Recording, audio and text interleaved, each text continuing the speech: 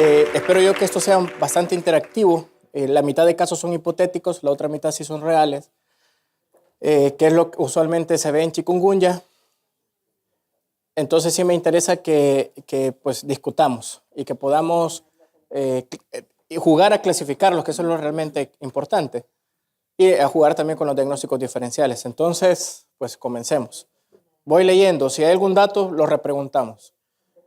Este es un paciente de 7 años, masculino, sus iniciales de su nombre MAFE, es del Salvador y el consulta es la fiebre. En la presente enfermedad tiene 4 días de inicio de fiebre intensa que se acompaña de cefalea, rubor facial, artralgia intensa y manchas en el cuerpo con prurito intenso. Muy similar a como nos llegan a consulta a veces a primer nivel, que cuando se pregunta al familiar cuánto tiene de fiebre, pues no sé, doctor, solo sé que es fuerte. Entonces, así fiebre intensa. Antecedentes importantes, el hermano y la madre están con sintomatología similar. 8 días antes de que comenzara el paciente con síntomas, todos los vecinos de 3 viviendas aledañas estaban enfermos, un total de 9 vecinos. La comunidad, al notar esta enfermedad, la reportó al Ministerio de Salud y se investigaron otras cosas. El paciente tenía la vacunación completa para la edad, no padecía otras enfermedades. Al examen físico en ese momento, que el 4.º día estaba sin fiebre, resto de signos vitales normales para la edad y el exantema maculopapular generalizado muy pruriginoso y placas en cara. El resto estaba normal, como pueden ver acá, placas, hemorragia subconjuntival y el rash. Entonces, solo recuerden fiebre, cefalea, artralgia intensas. Vamos a tratar de hacer esas preguntas como lo hicimos para los casos de dengue, tratar de clasificarla de esa manera. Y aquí es donde quiero su participación. Posibilidades diagnósticas. ¿Qué les parece? Chikungunya, dengue. Zika, claro. ¿Alguien más? Vamos a ver. Podría ser un dengue, aunque la característica del dengue, vamos a ir metiendo con las enfermedades, además de la fiebre, cefalea, dolor retrocular, son más mialgias, ¿verdad? Y el paciente que vimos anteriormente tenía fiebre, dolor articular intenso, el exantema. El exantema en dengue, ¿cuándo se presenta? En la fase de convalecencia. Este ya tenía rash o exantema antes. Zika, ¿cómo se presenta? Que lo vamos a discutir en la tarde, pero nos vamos a meter ahorita quizás con Zika también. La fiebre es menos intensa, una fiebre que casi no hay. ¿Y este qué dice? Esta es una fiebre intensa, al contrario. Hay mialgias, artralgias leves. Entonces pareciera que no va por ahí. Sarampión, ¿por qué? Exacto, examen, esquema completo de vacunación. Diagnóstico posible, chikungunya. ¿En qué fase de la enfermedad se encuentra? Así es, 4 días.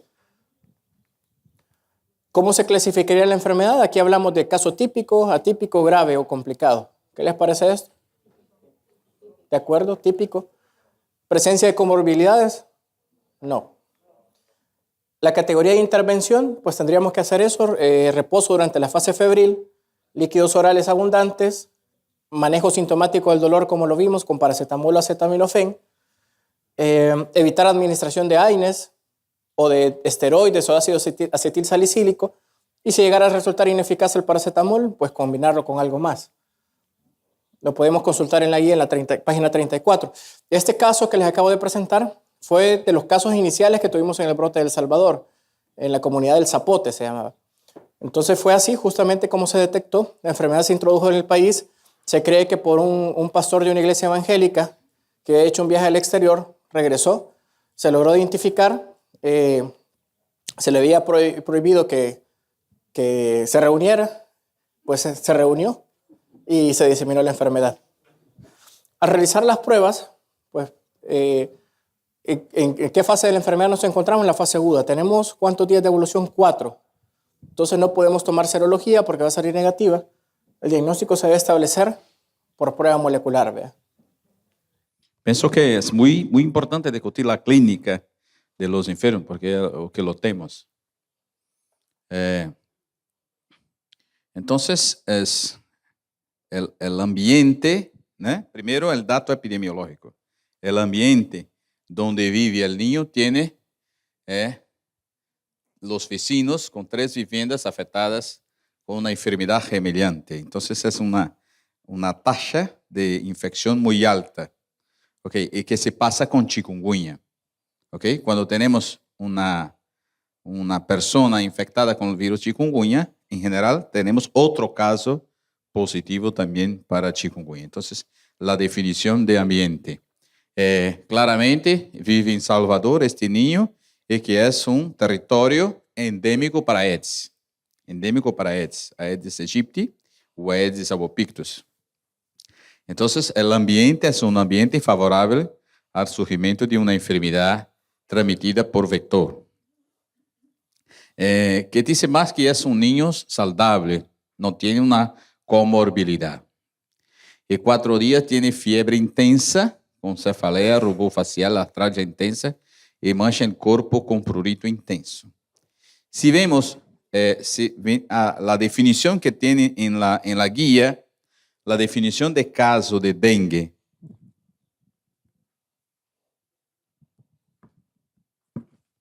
Entonces, la definición de caso dice que tiene fiebre de 2 hasta 7 días, tiene 4 días. Náusea y vómito, no. Rash, sí. Cefaleia y dor retroorbitaria, tiene cefaleia, sí. Entonces, necesitamos de 2 o más síntomas, además de la fiebre.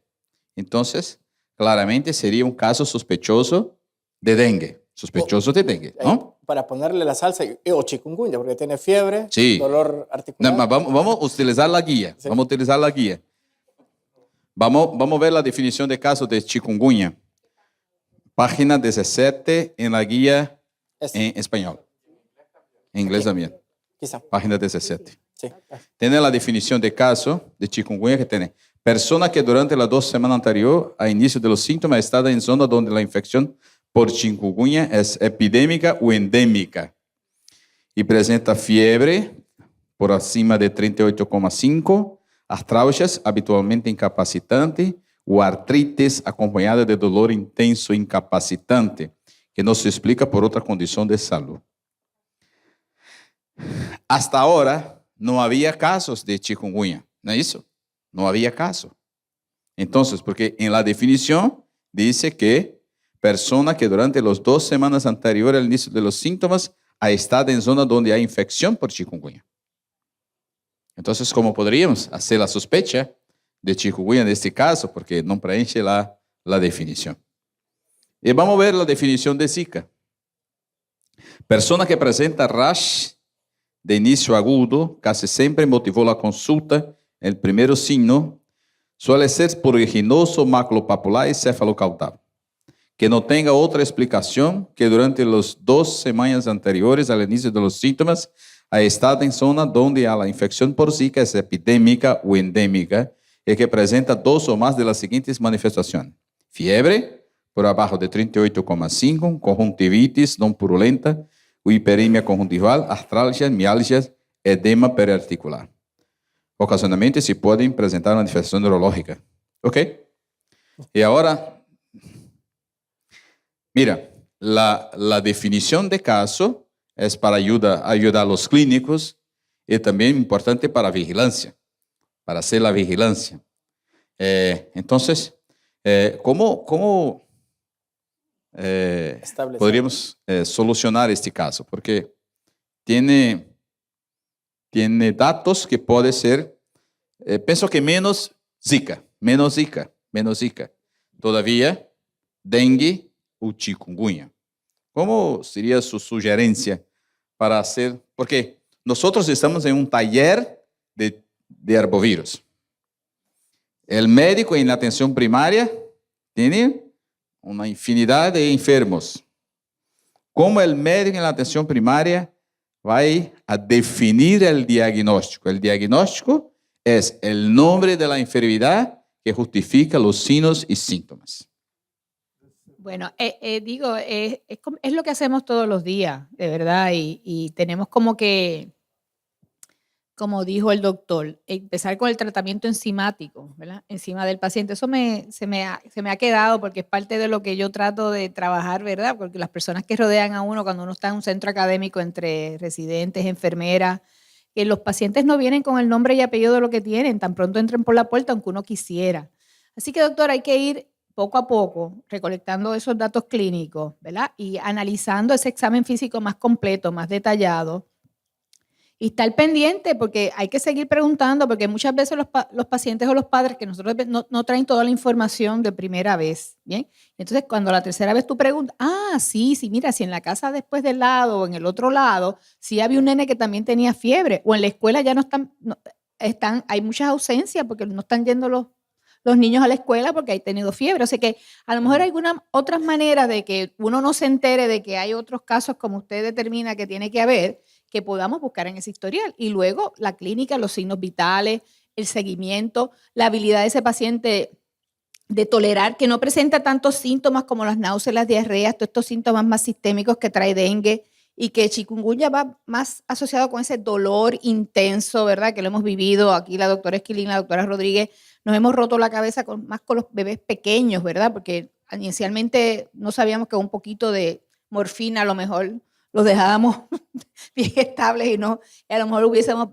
trabajado con eso mejor, pero es el seguimiento, digo, desde un punto de vista, mucho seguimiento. ¿Dónde tú trabajas? Yo trabajo en el Hospital Pediátrico Universitario. Acá en Puerto Rico. En Puerto Rico, en Puerto Rico, sí. Si tú trabajas en un hospital universitario, certamente recibes llamadas de gente que está a ver este niño. ¿Qué tú dirías al médico que te llamó para solucionar ese caso? Ahora, hoy, el liga hace esa descripción. ¿Qué pregunta o qué consejo exacto, tú darías al médico que está a ti llamar, que es un médico de atención primaria? Tú eres de universidad, sabe todo. Claro. Magnífica pregunta, doctor, porque eso es el día a día. O sea, lo primero que tengo que ver es las competencias que tenga las competencias que pueda tener ese médico para manejar y que sepa lo que está, ¿verdad? Que pueda manejar con paciente pediátrico, que no siempre es así, porque muchas veces en nuestra consulta primaria, como ustedes dirían, son médicos de adultos y le cogen pánico a los nenes y como que no pueden. Así que primero tengo que establecer las competencias que pueda tener esa persona para poderlo manejar y lo que él tenga en esa consulta para poderle dar. Si lo puede observar por un tiempo, si puede observarlo unas horas para ver si hay problemas de hidratación, los signos vitales que pueda tener, el apoyo de la familia que pueda dar para volver en un momento dado si es que se exacerban los síntomas. O sea que en ese teléfono voy a estar como 45 buscando esa información antes, o más fácil para mí decirle, tráemelo. Eso es otra opción, pero es eso, o sea, es que cuán cómodo se siente ese médico a nivel primario. Todavía yo trabajo en atención primaria y no hay otro médico. Y voy a hacer una simulación. Ok. Aló, doctora, tengo un niño que tiene fiebre hace 4 días, con cefalea, rubor, etcétera. Hermano y madre con sintomatología similar, 8 días antes, todos los vecinos de 3 viviendas alendaron e enfermaron. Vi en la guía que este niño puede tener dengue o chikungunya. O Zika. Menos Zika, menos. ¿Qué hago ahora? Estoy con el niño delante de mí. Pues, ¿Qué enfermedad tiene? Bueno, ¿Qué me dice, doctora? Bueno, doctor, pues puede tener una probabilidad de que pueda ser dengue. Y estamos en el día 4, o sea que tenemos que vigilarlo bien de cerca porque estamos pasando, ¿verdad? De la etapa, aunque sigue la etapa febril, pero puede venir la etapa crítica. Está sin fiebre. Ahora no tiene fiebre. No. Bueno, pues estamos entrando entre lo que dijimos ayer, entre la fase febril a la crítica, y tendríamos que preguntar por los signos de alarma. O sea, qué signos de alarma pueda tener este paciente y yéndolos detallados uno a uno, que él me pueda detallar y que él pueda estar seguro que los pueda recoger allá. Okay. Así que preguntamos por esos signos de alarma. ¿No están presentes? No están. ¿Cómo usted lo ve, doctor? La apariencia física de ese nene, ¿cómo usted la ve? Está bien. ¿Está comiendo? Sufrido. Sí. Sí, poco. Sí, líquidos, doctor. No, yo lo que quiero nada más es que tome líquidos. Vamos a calcular cuánto pesa doctora, en kilos. No me dice qué hacer. Me dice qué enfermedad tiene. Bueno, pero es que puede ser voy a llamar a otra doctora que está atrás. Bueno, porque puede ser dengue, puede ser chikungunya, pero lo más importante es el seguimiento, doctor. ¿Cómo usted se siente cómodo en el darle seguimiento a ese paciente y descartar que pueda tener, ¿verdad?, los síntomas de alarma del dengue, que es lo que puede ponerlo más malito? Si está incómodo, pues me avisa y nos lo traemos, pero si no, usted lo puede doctora. manejar allá muy bien. ¿Incómodo el paciente o el doctor? Chao. Hay muchos enfermos acá para atender. Sí, Una sí, otra Cari. persona para contestar la llamada. Doctora, acá. Voy a llamar a otro médico porque quiero saber qué enfermedad tiene. O qué hacer, yo ya sé. Bueno, yo probablemente voy a hacer una respuesta controversial, ¿verdad? Pero yo lo primero que haría sería preguntar qué ha pasado con esas otras 8 personas que han tenido síntomas. Perfecto. ¿Qué se pasó con los otros? Pienso, mira, la respuesta a los determinantes de la enfermedad infecciosa es ambiente, el agente infeccioso y el hospedero.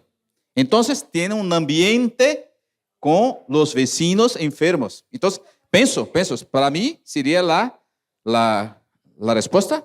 La respuesta a la pregunta. Porque ¿qué se pasó con los otros? Porque si los otros vecinos... Hay un grupo grande de enfermos, 9 personas que tienen aparentemente la misma enfermedad. Entonces, tengo que preguntar qué se pasó con los otros. ¿Tienen dolor articular? ¿Qué se pasó? Persiste la dolor articular. Porque si persiste la dolor articular, es posible, porque nosotros somos clínicos, es posible que no sea dengue. Porque dengue no tiene. ¿Por qué? Porque hay dolor articular en los casos de dengue. No hay una artritis. Lo que hay es un incremento de la sensibilidad dolorosa. Entonces, la dolor articular no es por una artritis. Todavía es por un incremento de la sensibilidad dolorosa. Hay mucha mialgia. Entonces, la artritis deberá desaparecer al final del 7º día. Todavía en chikungunya, como bien habló el doctor Guillermo, la intensidad del dolor es intensa y un poco más prolongada, pudiendo cronificar. Entonces, pienso, claro, estoy haciendo una simulación de culpa. Es ahora una simulación para penetrar mejor los conceptos, que siempre debemos tener una información del ambiente. Entonces, hacer la pregunta, ¿qué se pasó con los otros 9?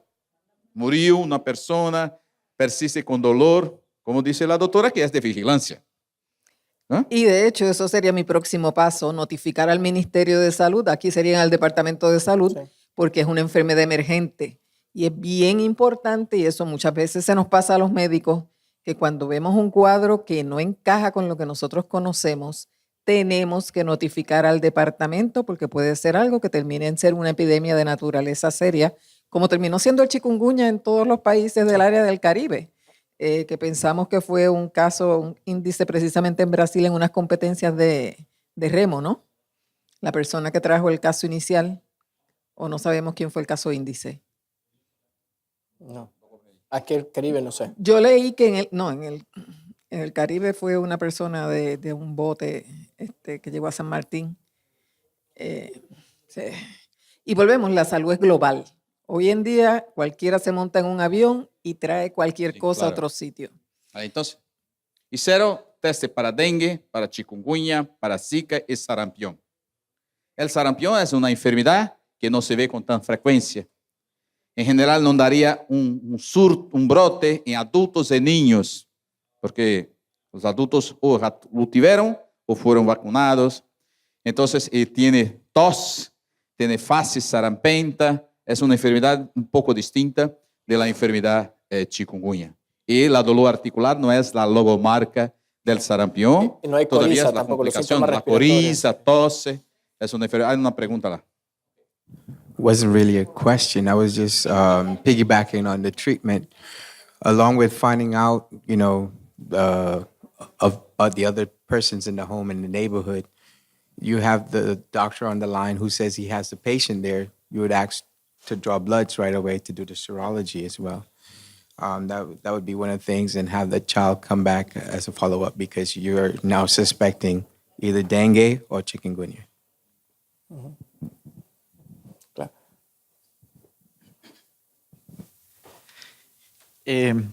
Un comentario. Antes de que viniera Zika y chikungunya, a los que fuimos a la escuela de medicina nos decían la fiebre, quebrantahuesos, el dengue. Entonces todos decimos fiebre, rash, dolor de huesos, dengue. Ahora parece que ese concepto está cambiando un poco hacia si tiene más artritis o más dolor, busca un poco más hacia chikungunya, aunque sí tenemos en la mente bien metido de que fiebre, quebrantahuesos, dengue. Vi el caso que presentó que tenía hemorragia subconjuntival. Si revisamos la definición de dengue, vemos que dice vómitos persistentes. Ajá, pero en un caso que nos llega con hemorragia subconjuntival bilateral, ¿en qué momento podemos decir, oh, puede ser por una valsalva que hiciste por los vómitos que estás presentando o estamos ante una fiebre hemorrágica? Yo tuve un caso en una paciente femenina de 21 años con somnolencia, hemorragia subconjuntival bilateral, pruebas hepáticas anormales y con vómitos persistentes. Entonces, es difícil mantenerlo simple, pero al mismo tiempo estamos entrando en una etapa de medicina legal en donde cada día nos exigen más tener un diagnóstico basado en algún tipo de resultado. Y si el paciente le va bien, todos están felices. En el momento en que ese paciente fallece, vienen con el primer médico que lo atendió, es que no le hiciste hemocultivo, no le hiciste malaria, no le hiciste esto, no le hiciste el otro, no tenés un ultrasonido, no pediste una lipasa. Entonces, ¿cómo podemos mantener las cosas simples sin perder el concepto de un diagnóstico certero en enfermedades tan cambiantes y nuevas? Bueno, una de las formas es lo que la doctora decía, pues, signos de alarma, porque al final si te sospecho yo que puede ser un dengue, entonces hay que manejarlo como dengue. ¿Qué me obliga la guía de dengue? Tomar un hemograma. Hemograma para ver hematócrito. Si el hematócrito va en ascenso, si plaquetas en descenso, entonces yo sé que esto es un dengue. Entonces probablemente el sangrado sí se deba a la plaquetopenia o el aumento del hematócrito, pero esa sería una forma, pues, desde el punto de vista del laboratorio. Pero evidentemente, al decir que los signos vitales estaban normales, no hay hipotensión, no hay mareo, habría que buscar signos de choque clínico, pulso débil, algo que me oriente que estoy en esa etapa crítica, hepatomegalia. Sería una forma de discriminar y preguntando lo que dice el doctor Clever, si a los demás le fue bien y sin ningún manejo aparentemente médico, quiere decir que a lo mejor es una enfermedad más leve, me parece. Mira, hace un mes que fui a la justicia a hacer un depoimento de un niño que murió de dengue. Esa es una realidad actual. Cuando me preguntaron, el juez me preguntó por qué no había colectado a la IgM en los primeros días de enfermedad, y dice, porque en la guía me dice para no hacer. Entonces, lo que necesitamos es de buenas guías referendadas por el gobierno, el Ministerio de la Salud. ¿Ok? Pienso que eso. Entonces, esta experiencia tuve hace un mes. La familia está procesada al hospital, no a los médicos. Todavía tenemos que ir a hacer declaraciones, etc. Y es muy constrangedor. El abogado preguntaba, ¿por qué no hiciste los exámenes? Porque la confirmación fuera post-mortem. Yo dije, ¿por qué el examen no cambia el tratamiento? Y fui firme en la posición. Lo que digo aquí, hago y dice a la justicia. Todavía es un enfrentamiento, un cambio de realidad que vivimos. Todos nós, né? Todo mundo hace con celular, se hace filmes, se registra las palabras, es una nueva realidad. Mas pienso que si tenemos el Ministerio de Salud donde tú vives, una guía, una buena guía, sigue la guía. Sigue la guía. Esa es la respuesta que daría. Fue lo que dije a la justicia hace un mes atrás. Estoy volviendo a la consulta, donde está el lado, ¿verdad? Los que estamos en el curso y estamos aprendiendo más, que nos pueden llamar, o estamos en el lado académico. Y pienso que la guía per se puede ayudarnos en la definición de casos. O sea, conociendo este médico que no sabemos sus destrezas, como dice la doctora, si es general o si es de adulto, quizás hay signos que no ha podido detectar. De la misma definición de caso, hay sangrado en mucosas, o se no está, ¿verdad?, directamente aquí, pero hay cefalea, explorar un poquito más si está encontrando realmente los elementos que nos ayudarían a diferenciar entre las tres condiciones y que quizás en la presentación de casos que nos hace inicialmente no están incluidos, porque no tiene la habilidad de discriminarlo. O sea que yo creo que la misma definición nos ayuda a ayudar a ese que está allá en el frente primario. Claro, mira que la definición de caso siempre empieza con persona que vive o ha viajado para dengue, persona que durante las 2 semanas anteriores chikungunya, persona que ha estado en donde la infección por Zika es endémica. Entonces, la definición es clínica, todavía necesita de un background epidemiológico. Y muchas veces nosotros olvidamos de hacer pregunta epidemiológica. Entonces, la definición de caso no es solamente clínica, es predominantemente clínica. Todavía no es solamente clínica. Tenemos que poner al individuo en un ambiente epidemiológico, que nosotros en general olvidamos de hacer preguntas y analizar y preguntar, como se pasó con este niño, que el ambiente era un ambiente distinto. Entonces, pienso que debemos trabajar con la epidemiología, siempre. Y también la epidemiología tiene que estar abierta, porque lo que les contaba de cómo pasó Zika en mi país, junio, julio empezamos a ver casos, se declaró la epidemia ya formal hasta noviembre, pero desde junio veíamos cosas, y en el hospital, a nivel de la emergencia, cuando tratábamos de notificar, nos decía, ¿y a dónde está el brasileño que te lo contagió? Una mente que no puede ser tan cuadrada en ciertos casos. Sí. En nuestras evaluaciones en los países, cuando hacemos evaluación del componente de atención al paciente, hemos encontrado esa limitante de los médicos de no saber hacer un diagnóstico, un seguimiento, hacer las preguntas adecuadas y caer en la trampa de referir. Eso colapsa los hospitales. Entonces, aquí el mensaje es: eduquemos, transmitamos el conocimiento, debemos crear capacidades, y eso es transferir el conocimiento a los médicos de atención primaria. Los médicos de atención primaria deben estar en completa capacidad para hacer un diagnóstico clínico y manejar un caso de dengue. Obviamente el caso grave se estabiliza y se hace referencia. Pero esto de no sabes o algo, o mandarme el paciente, hemos visto colapsar los servicios de salud por esa transferencia de, es un dengue, inmediato, pasar al hospital. Y hemos visto fallecer a los pacientes en ese traslado. Entonces, cuidado con esto de transferir todo al hospital. Es mejor crear las capacidades para el buen manejo de estos pacientes. Esa es la mejor manera realmente de evitar las muertes.